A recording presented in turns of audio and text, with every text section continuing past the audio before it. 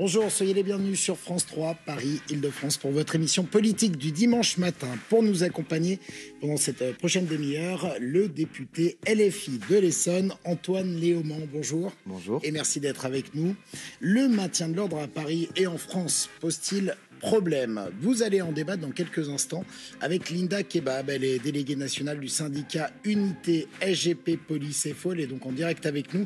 Débat à retrouver dans une minute à peu près. Ensemble, nous évoquerons aussi les suites à donner à la mobilisation contre la réforme des retraites, alors que le Conseil constitutionnel a rejeté le RIP, le référendum d'initiative partagée. Puis, on parlera aussi de l'inflation et de ses conséquences sociales. Mais avant, c'est donc la question que nous posons ce matin. Y a-t-il un problème avec le maintien de l'ordre dans le pays et a fortiori à Paris? Les manifestations contre la réforme des retraites ont connu leur lot de violence et se sont soldées par de nombreuses interpellations, pas toujours justifiées, pour la contrôleuse générale des lieux de privation de liberté, qui a dénoncé cette semaine une instrumentalisation des gardes à vue à des fins répressives. Reportage de Norbert Cohen et Gilles Bezou, diffusé mercredi dans notre JT. Ce matin, Xavier Mathieu est sorti du tribunal de Paris, très ému, mais libre.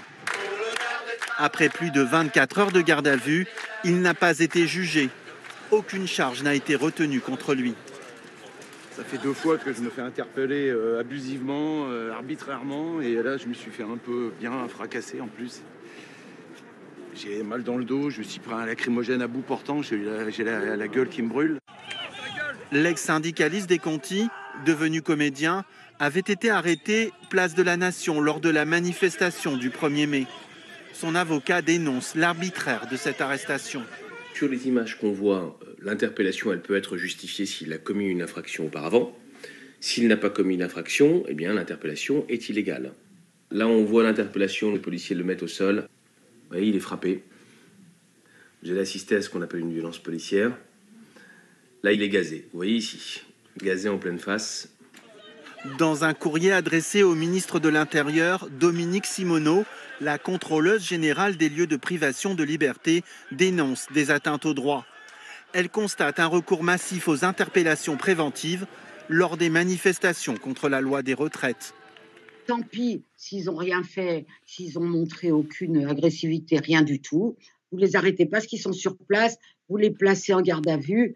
Et en quelque sorte, ça va les intimider et puis comme ça, ils ne seront pas à la manif. Mais pour le préfet de police de Paris, ces interpellations préventives n'existent pas. De l'absence de poursuite suite à des gardes à vue, on en déduit qu'on ferait des interpellations préventives, mais c'est très grave. Moi, simplement, ce que je dis, c'est que ces interpellations ont permis d'éviter des exactions beaucoup plus graves. Et je suis très fier de ce qu'ont fait mes policiers et mes gendarmes ces soirs-là. Selon le rapport de Dominique Simoneau, 80% des procédures sont classées sans suite, une fois opéré le contrôle de l'autorité judiciaire. Et on va le rappeler, ce bilan de la contrôleuse générale des lieux de privation de liberté, qui portait donc sur la mobilisation du 16 mars et la mobilisation lors de la nuit du 22 au 23 mars, 785 personnes passées en garde à vue en France. Et donc, elle le disait, 80% qui sont classés secs pour infraction non ou insuffisamment caractérisée. Qu'est-ce que ça dit du maintien de l'ordre dans le pays, Antoine Léaumont? Il y a une dérive qui est en train de se produire avec ce pouvoir macroniste. Les forces de police sont là pour garantir le droit à manifester. Et je crois d'ailleurs que c'est l'objectif normalement des policiers eux-mêmes. Mais parce que Gérald Darmanin donne des ordres de répression, eh bien, il y a un certain nombre effectivement de jeunes gens, car ce sont souvent des jeunes gens qui sont placés en garde à vue de manière arbitraire. Moi, j'ai fait beaucoup de tournées de commissariat dans les soirées de manifestation pour précisément aller sur ces lieux de privation de liberté, parce que comme député de la République, j'ai ce droit-là de contrôler les lieux de privation de liberté. Et j'ai échangé beaucoup aussi avec les policiers, qui ne sont pas très contents d'occuper un certain nombre de cellules avec des jeunes gens qui, la plupart du temps, sont relâchés, on l'a dit, sans poursuite. Donc même pour les policiers, ce travail-là est un travail qui est assez pénible pour eux, parce que ça les occupe à faire autre chose que la lutte contre la criminalité. Alors, nous sommes en direct avec la déléguée nationale du syndicat unité SGP Police et Faux. Bonjour Linda Kebab, merci d'être avec nous. Des interpellations préventives, voire abusives. La France est dénoncée par la défenseuse des droits Claire Hédon, par Amnesty International, et puis on l'a vu donc la contrôleuse générale des lieux de privation de liberté qui parle donc d'agents qui sont parfois incapables d'expliquer le contexte des arrestations. Et elle parle aussi d'ordres reçus pour interpeller de façon systématique dans certains quartiers de la capitale. Est-ce que vous confirmez? Est-ce que des ordres sont donnés aux policiers pour interpeller en masse? Alors, il y a plusieurs choses en fait dans ce que vous dites. La première, c'est vous donner comme prérogatives à la contrôleur générale de liberté des prérogatives judiciaires. Ce que les gens ne savent pas, notamment les téléspectateurs, Mme Simoneau n'a pas de prérogatives judiciaires, elle n'a pas vu sur les procédures et elle n'a absolument aucun moyen de savoir. Alors, si elle a vu sur les procédures, il y a une commission d'infraction parce que ça veut dire que le secret de l'instruction n'a pas été respecté, en tout cas le secret de l'enquête. Et en fait, elle n'a absolument aucune enquête et elle ne sait pas du tout quels sont les motifs des interpellations et les motifs de libération des personnes. Je rappelle que Mme Simoneau, journaliste à Libération, que de toute manière, elle a un regard très subjectif sur la police. Je laisserai les téléspectateurs se faire leur avis. C'est un rapport politique selon vous?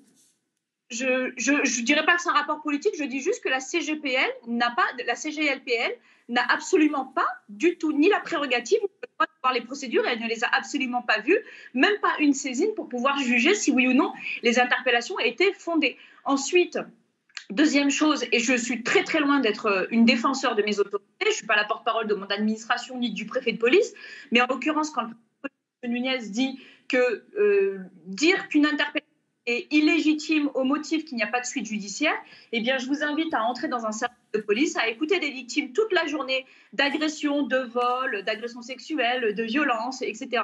Eh bien, 80% du temps, quand c'est parole contre parole et qu'on n'a pas de preuves techniques infaillibles, le doute bénéficie toujours à l'accusé. Ça ne veut pas dire pour autant que l'interpellation est faussée, ça ne veut pas dire que l'interpellation est mensongère.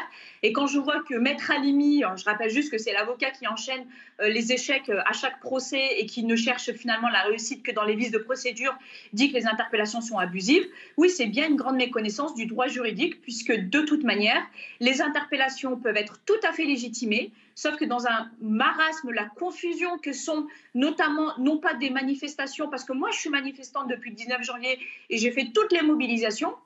Il ne s'agit pas des manifestations de l'intersyndicale, mais bien du Black Bloc, de leur soutien et de toutes les personnes qui les accompagnent au sein desquelles s'opèrent les charges. Et M. Léaumont en sait quelque chose, puisqu'il est tout le temps aux côtés de ce cortège-là et non pas avec l'intersyndicale. Je l'ai vu de mes propres yeux d'ailleurs. Eh bien, ces personnes-là sont interpellées par les policiers sur la base d'exactions qui sont commises. Donc, sauf à nous dire qu'il n'y a pas d'incendie, il n'y a pas de violence, il n'y a pas de policiers blessés, eh bien, je suis désolée, les interpellations, elles sont bien fondées. Ensuite, en effet, il y a rapidement, s'il vous plaît. Il y a un vrai problème, notamment d'utilisation de la police et des policiers pour régler des questions économiques et sociales. Ça a été le cas avec les Gilets jaunes, c'est le cas aujourd'hui avec cette réforme des retraites que nous, organisations syndicales, nous jugeons injuste, qu'en effet, on envoie des policiers aller régler des problèmes qui devraient normalement être réglés entre les corps intermédiaires et le pouvoir, notamment en matière de dialogue social. Alors ça, je pense que là-dessus, vous pouvez être d'accord. On parlait quand même du contexte de ces interpellations et notamment de ces violences qui sont commises en marge des manifestants. C'est vrai que 405 policiers et gendarmes blessés, dont 24 à Paris. Ça, c'est le bilan du 1er mai. Il y a eu 61 manifestants blessés, dont 31 à Paris, toujours lors de ce 1er mai. Et le bilan des interpellations, eh bien, on arrive au chiffre de 540, dont 305 à Paris. Il y a quand même un contexte de violence accru par rapport à ce qu'on pouvait connaître il y a 10-15 ans. Et les forces de l'ordre sont obligées d'intervenir dans ce contexte-là aussi. Bien sûr, ça fait partie effectivement des choses que j'ai notamment d'ailleurs dénoncées dans une question que j'ai posée à M. Darmanin. Mais à la différence de M. Darmanin qui a tendance à opposer le peuple au peuple, à opposer la police à son peuple, eh bien, je considère, moi, qu'il ne doit pas y avoir de blessés dans les manifestations. Et j'avais donc apporté mon soutien à l'ensemble des blessés, même si ensuite, M. Darmanin avait fait comme si je n'avais pas eu un mot pour les policiers. Donc, policiers, oui, effectivement, c'est les policiers que vous avez cités en premier lors de votre intervention. On va rétablir une vérité, mais policiers et gendarmes blessés d'un côté et manifestants de l'autre, est-ce que les deux causes se valent? Puisque c'est un petit peu ce que vous reproche la majorité relative, c'est de toujours penser peut-être aux manifestants et pas aux policiers. Moi, c'est justement ce que je reproche à la majorité, c'est de ne jamais avoir un seul mot pour les gens qui ont perdu un œil, pour les gens qui ont perdu une main, pour les gens qui ont perdu une testicule, ce qui n'est pas normal. Il n'est pas normal que lorsqu'on se rend à une manifestation, on ressorte de cette manifestation mutilé. Ça n'est pas normal, ça n'est pas admissible dans un état de droit. Et pour donner quelques principes de droit, puisque c'était le sujet tout à l'heure, l'article 9 de la Déclaration des droits de l'homme dit la chose suivante. Tout homme étant présumé innocent jusqu'à ce qu'il ait été déclaré coupable, s'il est jugé indispensable de l'arrêter, toute rigueur qui ne serait pas nécessaire pour s'assurer de sa personne doit être sévèrement réprimée par la loi. Vous voyez qu'il y a là un principe qui est très important dans notre droit, puisqu'il est même constitutif de notre nation elle-même. La Déclaration des droits de l'homme, ça arrive au même moment que la Révolution française, ça arrive au même moment que la Constitution de l'Assemblée nationale, et ça arrive au même moment que la sortie de l'arbitraire, puisque la Bastille était le symbole justement des arrestations arbitraires. Ça veut dire qu'il y a un problème avec la police aujourd'hui? Ça veut dire qu'il y a un problème avec les ordres qui sont donnés. Et j'ai entendu d'ailleurs des policiers dire « on en a marre de servir de chair à canon ». Et précisément, c'est ce que nous dénonçons, nous. Nous dénonçons le fait que les forces de police sont utilisées dans le cadre de ces manifestations, non pas pour garantir le droit à manifester, mais pour réprimer des manifestants qui ne sont pas d'accord avec la décision unilatérale d'Emmanuel Macron de passer la retraite à 64 ans. Mais les policiers aussi vont devoir travailler 2 ans de plus. D'ailleurs, Linda Kebab l'a dit. Les policiers aussi sont victimes de cette réforme des retraites. Donc, d'une certaine manière, quand nous allons manifester, nous défendons l'ensemble des travailleurs, y compris, d'ailleurs, aussi les policiers. Alors, Linda Kebab, comment vous réagissez à ce que vient de nous dire Antoine Léaumont? La police, l'État se sert de la police. Non, mais ça, c'est pas. Enfin, moi, je l'ai dénoncé sous les Gilets jaunes. Je l'ai écrit en disant déjà qu'à l'époque, on a tué progressivement, et pas spécifiquement ce gouvernement, les corps intermédiaires et le dialogue social, et qu'ensuite, on se plaigne que nos concitoyens, les Français, soient en colère. Et qu'en effet, on demande aux policiers d'aller gérer de la colère sociale dans la rue, dans des conditions qui sont extrêmement difficiles et dégradées, alors que les Black Blocs se forment maintenant instantanément à chaque manifestation, et non plus comme autrefois c'était le cas en voiture balai, c'est-à-dire derrière le cortège officiel, notamment de l'intersyndicale, puisqu'en ce moment c'est une intersyndicale, mais bien devant, dans un cortège à part. Ça veut dire que le maintien de l'ordre est de plus en plus compliqué à tenir en France? Il est très compliqué, il est très violent. Moi, je vous ai dit, je suis sur toutes les manifestations depuis janvier en tant que manifestante, mais à chaque occasion, je remonte l'ensemble du cortège pour aller voir ce qui se passe du côté du Black Bloc. Et du côté du Black Bloc, je suis désolée, mais moi, je ne les appelle pas des manifestants. J'invite juste les gens à donner un nom à des personnes qui, pour imposer leur idéologie politique, anarchiste, révolutionnaire, appelez ça comme vous voulez, utilisent la violence, la terreur et le chaos et mettent le feu à une ville. Et en plus, ciblent volontairement des policiers. Je rappelle juste que il y a quelques jours, une petite pensée pour lui, pour ceux qui daignent en avoir une, il y a quand même un collègue auquel je pense qui a été victime d'une tentative d'homicide volontaire par immolation. Et donc moi j'appelle ça du terrorisme. C'est pas des manifestants, il faut arrêter, et j'appelle les députés comme M. Léaumont à arrêter de confondre ces gens-là avec les manifestants, parce que ça nous salit. Si ce ne sont pas des manifestants, ils n'ont pas un mot pour la réforme des retraites. Moi, j'ai suivi leur cortège, ils n'ont pas un mot. Ils ont juste comme mot des gens... Il faudra une loi anti-casseurs. Il faut une nouvelle loi anti-casseurs. En fait, la loi anti-casseurs, telle qu'elle a été proposée, rejetée par le Conseil constitutionnel, en gros, elle dit quoi? Elle dit qu'on ne parvient pas, l'autorité judiciaire ne condamnant pas les casseurs parce que dans la confusion, les preuves s'envolent, les témoignages se contredisent, et surtout, c'est que malheureusement, en France particulièrement, ce n'est pas le cas dans d'autres pays européens, et notamment avec l'Allemagne et la Grande-Bretagne, la parole du policier, elle est remise en doute. Il y a eu un travail de sape depuis de nombreuses années par les avocats de la défense qui font que désormais, quand un policier désigne un auteur, eh bien, sa parole est remise en doute et l'auteur est libéré. Et c'est ce qui fait qu'aujourd'hui, toutes les semaines, des casseurs reviennent parce qu'ils ne sont pas jugés. On a vu le cas avec notamment une personne qui dit avoir été interpellée gratuitement. J'ai du mal à y croire. Parce que moi, je sais très bien qu'il y a des dégradations et des violences qui sont commises contre les policiers. Puisque, encore une fois, nous, dans le cortège de l'intersyndicale, ça se passe bien. C'est vraiment dans le Black Bloc que ça se passe mal. Et donc, du coup, l'autorité judiciaire ne condamnant pas, elle ne prononce pas non plus d'interdiction de se présenter aux manifestations. Et donc, les gens reviennent. Je rappelle juste qu'en Allemagne et en Grande-Bretagne, qu'on cite souvent en exemple, notamment les députés de la France Insoumise, qui nous parlent souvent de ces 2 exemples, notamment en matière de désescalade, sont extrêmement impitoyables et surtout accordent une parole sans faille aux policiers de leur nation, ce qui n'est pas le cas en France. Et donc, du coup, le gouvernement se dit, eh bien, on va donner au préfet cette liberté, cette prérogative d'empêcher les casseurs de revenir sur les manifestations. Pour terminer sur cette question, la réponse d'Antoine Léaumont sur la loi anti-casseurs. Sur la loi anti-casseurs, je suis honnêtement assez surpris de cette loi anti-casseurs, puisque l'élément principal qui nous est donné, c'est l'idée qu'on va faire un délit de construction de barricades. Enfin, ce délit existe déjà. Ça s'appelle l'entrave à la circulation. C'est dans le code de la route. Il y a déjà un délit qui existe. C'est puni, je crois, d'1 an d'emprisonnement et de 4 500 € d'amende. Donc on voit bien qu'il y a un peu la tendance chez ce gouvernement à faire des lois qui sont toujours plus sécuritaires, mais sans répondre aux réels besoins et aux réels moyens dont aurait besoin la police. Et par exemple, interdire de façon administrative de se rendre sur des manifestations. Ça, précisément. Est-ce que vous pourriez être favorable ou pas du tout? Non, parce que ça, c'est une condamnation. Non, mais ça, c'est une condamnation a priori. Ça veut dire qu'on pense que pour une raison mystérieuse qui n'est pas explicable, quelqu'un va commettre une infraction. Non, une infraction, elle est commise sur la base de faits qui sont établis. Et notamment, quand quelqu'un, par exemple, se balade avec un cocktail Molotov, eh bien, c'est interdit de se balader avec un cocktail Molotov. Ça peut être saisi, ça peut être considéré comme une arme, parce que c'en est une. Donc, eh bien, ce qu'il faut faire, c'est saisir ce type d'arme. Mais dire a priori, et d'ailleurs, ça a été beaucoup fait dans cette réforme des retraites. Moi, je dois vous dire, j'ai eu des situations lunaires dans ma participation aux manifestations. Il y a un soir où on me dit « Désolé, mais cette zone-là est interdite à la manifestation ». Je demande ce que c'est qu'une manifestation. C'est à partir de 2 personnes. Ah bah d'accord, donc on ne peut même plus se promener dans la rue et on est déjà une manifestation. Vous voyez, il y a eu des arrêtés préfectoraux, mais vraiment sur des espaces qui sont considérables et qui sont contraires à la liberté du droit à manifester. Merci beaucoup. Peut-être le mot de la fin pour vous, Linda Kebab, si vous souhaitez réagir. Et on va refermer ce débat. Petit mot, oui, aujourd'hui, parce que souvent la question revient, que le droit à manifester est désormais en danger en France. Pourquoi?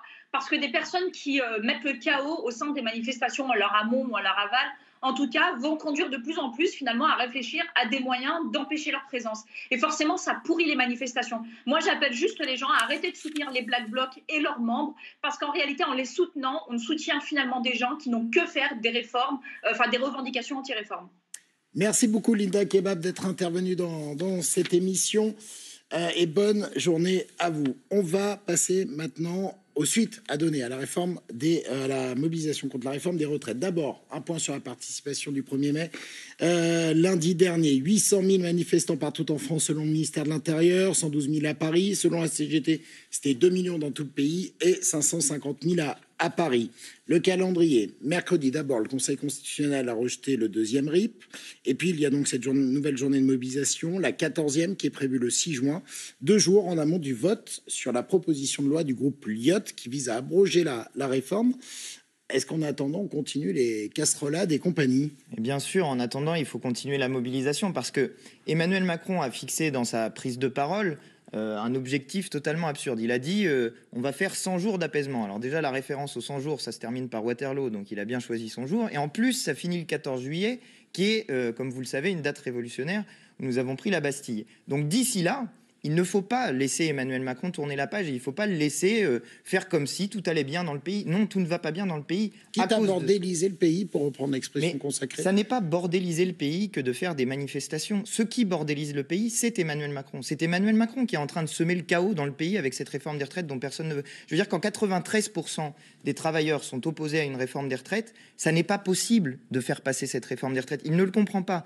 Il l'a fait passer par des moyens qui sont constitutionnels, mais qui ne sont pas démocratiques. Je ne considère pas que la réforme des retraites soit démocratique parce qu'elle a été constitutionnelle. Il n'y a pas eu de vote de l'Assemblée nationale sur cette réforme des retraites. Elle est passée par 49.3. Et qu'est-ce que vous attendez de la proposition du groupe Lyot? J'espère qu'on va réussir à la faire passer, mais le problème, c'est qu'il faut regarder le comportement des députés macronistes à l'Assemblée nationale. Hier, c'était par exemple la niche du groupe communiste. Eh bien, les ministres et les députés macronistes ont fait de l'obstruction parlementaire. Ils ont essayé d'empêcher qu'on avance sur un certain nombre de textes. Pourquoi? Parce qu'on arrivait à faire passer un certain nombre de propositions, comme la réintégration des personnels soignants non vaccinés, et puis aussi vous avez fait aussi pour le débat sur la réforme des retraites. Mais nous avons mené une bataille politique. Mais je veux détailler sur ça, parce qu'il y a eu beaucoup de choses qui ont été dites sur le sujet qui étaient un petit peu à côté. Il y a eu un gros débat sur pourquoi n'est-on pas arrivé jusqu'à l'article qui concernait l'âge de départ en retraite. C'est parce que la partie qui précédait était celle dans laquelle nous proposions des financements alternatifs.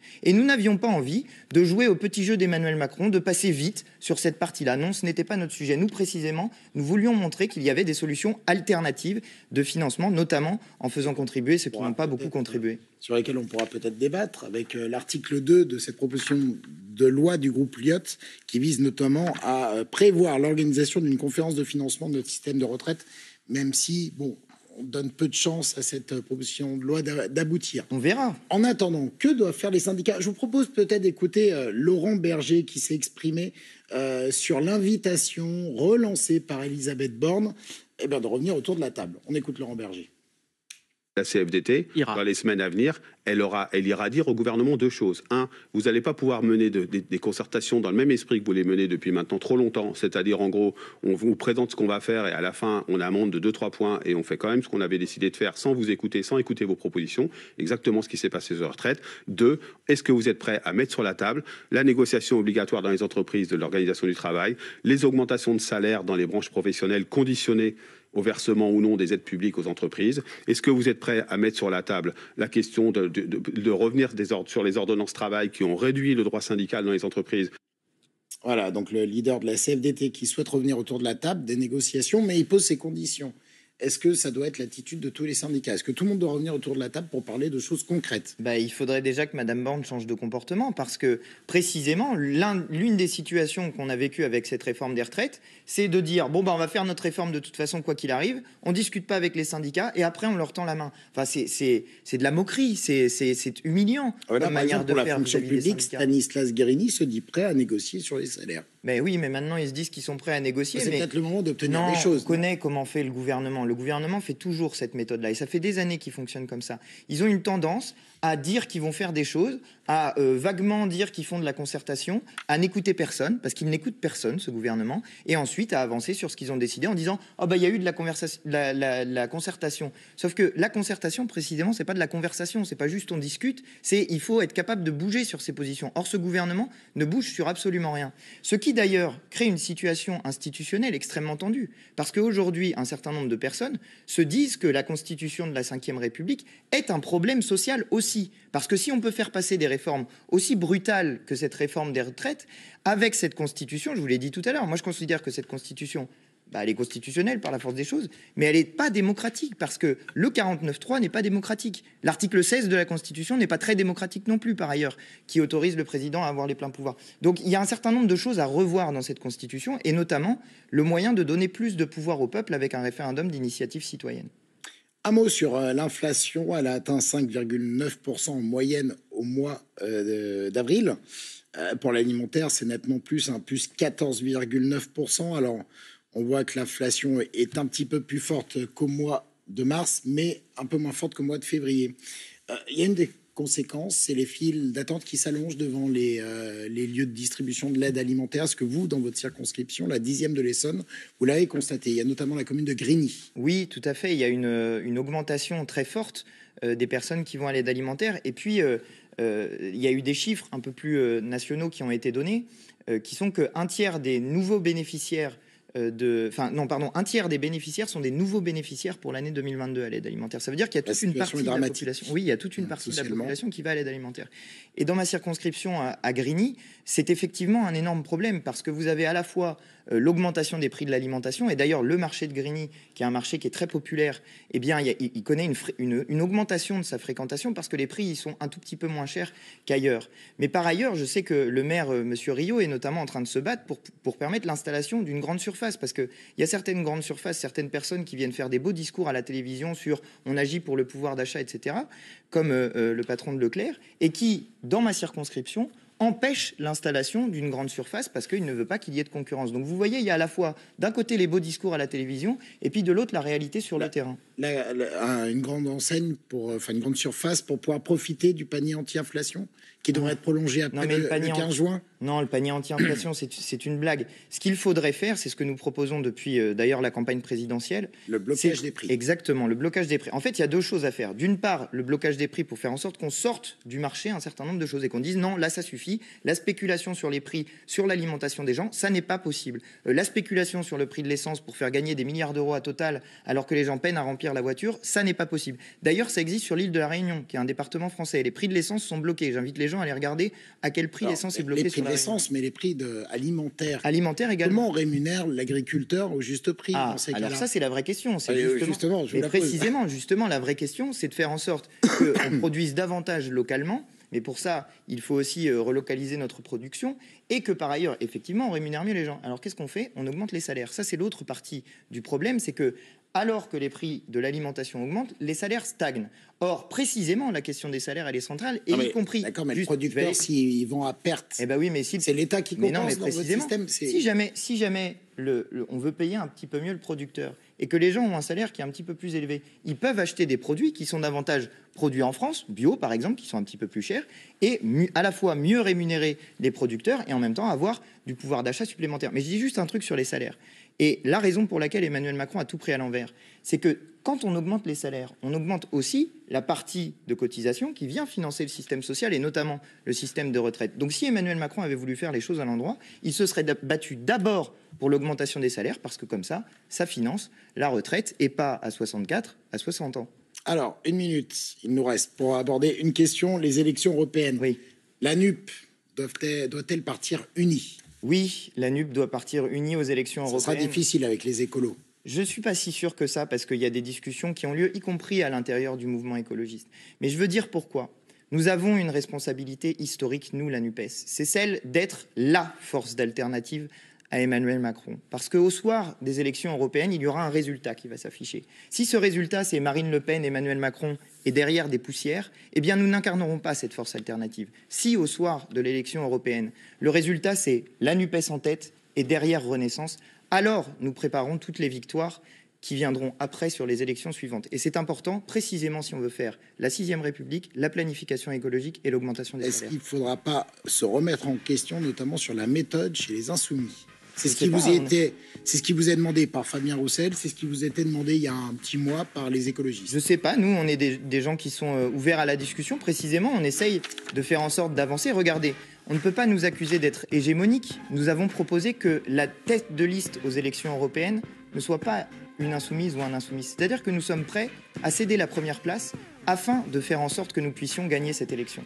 Merci beaucoup Antoine Léaumont d'être venu sur notre plateau. Merci à vous. Tout de suite, l'essentiel de l'information en Ile-de-France, puis la suite de Dimanche en politique. Très bonne journée à vous.